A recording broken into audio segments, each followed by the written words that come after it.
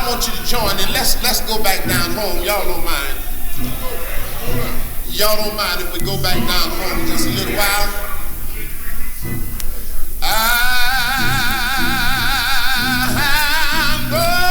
been changed.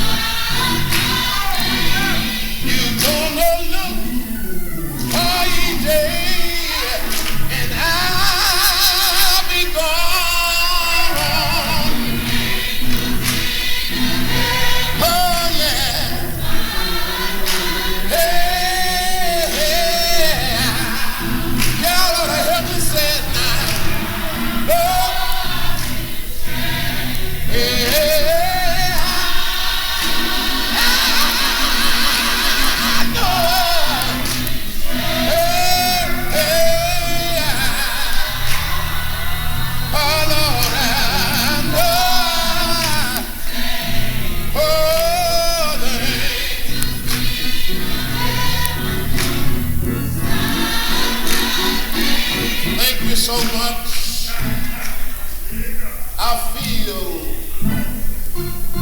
a little better now. I feel just a little bit better. If you don't mind, this afternoon I want to call your attention for a few minutes to the book of Job. The first chapter, the 13th through the 18th verses. And that was a day when the sons and daughters were eating and drinking wine in the eldest brother's house. And there came a messenger unto Job and said, the oxen were plowing and the asses feeding beside them. And the Sabeans fell upon them and took them away. Yea, they have slain the servants with the edge of the sword. And I only am escaped alone to tell thee.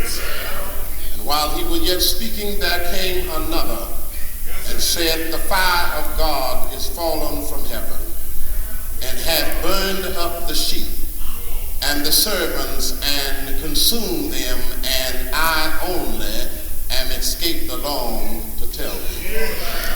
I think that's enough. I want to speak to you for a few minutes from this subject. What will happen when the messengers come? What will happen when the messengers come? The book of Job, like all books in the Bible, was written and included in the canonization of the scriptures for a particular purpose. During the time of this book, the time that it was written, believers were of the mind that those who were wicked in their doings were punished and therefore had to suffer. And that the righteous who found favor with God prospered tremendously because of righteousness. But at this time, men became, because of their uniqueness and inquisitiveness of thought, began to notice the fact that in many instances, the wicked thrived and prospered, and that oftentimes it was the righteous who suffered.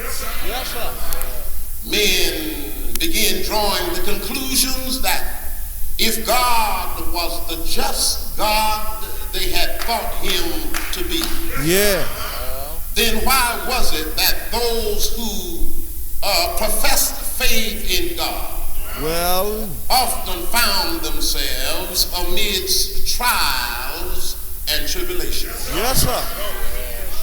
And why was it that the righteous or the faithful found themselves many times bogged down in trouble? So the author of the book sets out in his writing to show that that is not always the fact, for the sinful and the wicked suffer also.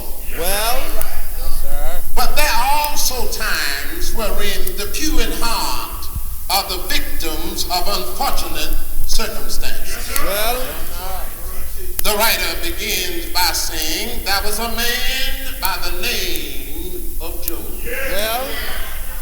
who lived in the land of Uz.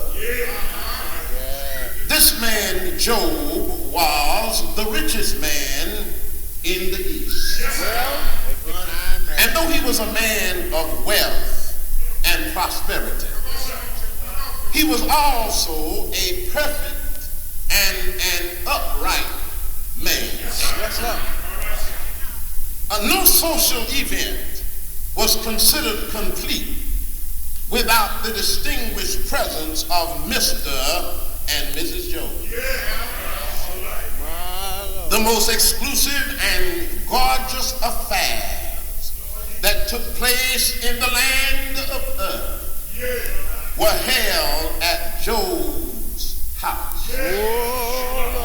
Mrs. Job could as easily been listed among the top 10 best dressed women of her day. You gonna pray with me? Yes, sir. Job had gold as numerous as the sand. Oh, yeah. 10,000 thoroughbred horses in his stall. My Lord. His chariots bore an instinctive emblem, for they were covered with precious stones. Yes, sir. His heifers and bulls were all prized cattle that could have won a blue ribbon at any modern day fair. He had diamonds that fascinated the connoisseurs of jewelry.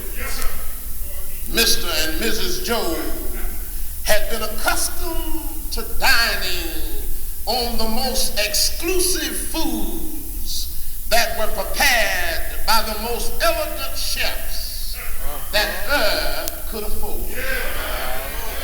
Oh, I'm going to preach in a minute. Mrs. Job, seamstress, only catered to the wealthy, and she wore imported linens and silks. Her maids were most efficient and effective in the cleaning of her bed chamber. Her massagers, when she would step out of her bath pool, Lord have mercy. would relax her muscles like no other massager could do. There were servants standing in every doorway, and her slightest desire was their sacred command. It was when Job had just gotten ready to live that the messengers started coming. One right behind the other, with news about some kind of trouble. It was in his splendor, not in his struggle. It was in his victory, not in his defeat.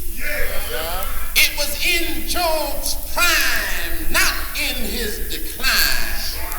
It was in his strength, not in his weakness, that the messengers came. You're preaching. You're preaching. And you know, this is the way it is in most of our lives. You're preaching, sir. When you're doing well, when you are living good and eating good and dressing good and prospering mighty good, it is then that the messengers start coming.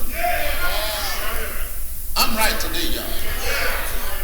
And you know, as a rule, people don't bother you too much when you're down. But rather they attack you when you're up. Yes, sir. People don't bother you when you're trying to get. Yes, sir. They mess with you when you got it. Why don't you say it? So it was at the height of Job's life. Yes. Well, The messengers came bringing him news of a loss. I wish I had a few witnesses. One day when Job thought that all was well, a messenger came. And Job, your 500 oxen were plying in the field by your 500 she-asses. Grazing in the pasture right along beside them. And the Sabians fell down upon them and took them all. They slayed the servants with the edge of the sword, and only I escaped long enough to take it. And while he was yet a-talking, there came another one.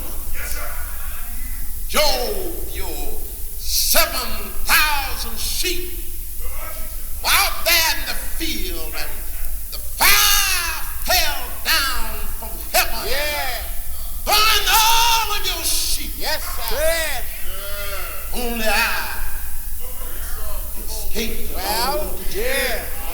Tell it. While you were yet talking, Yes, sir. I wish I had some help. Yes, sir.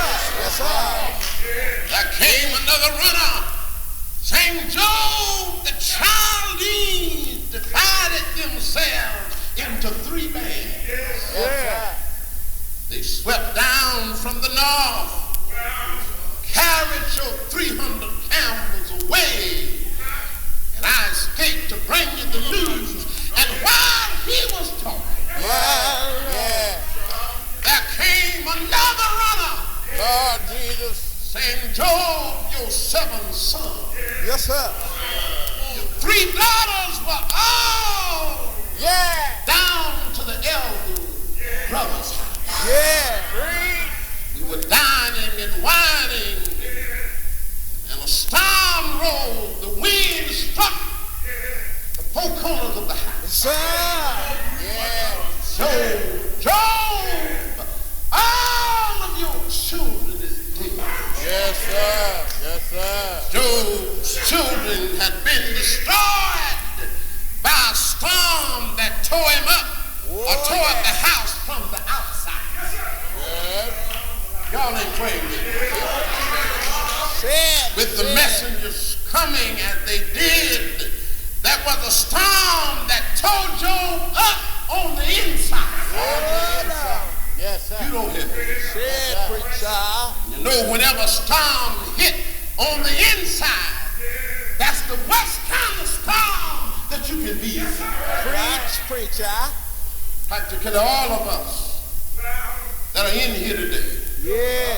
have experienced, like Job, being in a storm that tore you up on the inside. Come on, sir. Come on.